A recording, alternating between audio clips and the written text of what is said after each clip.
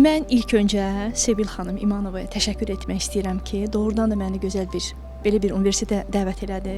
Mənim üçün çox böyük şərəf idi ki, belə bir geniş auditoriya ilə, tələbələrlə görüş çox ilham verici idi. Necə qəlbdən, necə səmimi sual verən şəxslər var idi. Bir daha mənə Everest və Lhotse ekspedisiyasının hisslərini yenilədilər.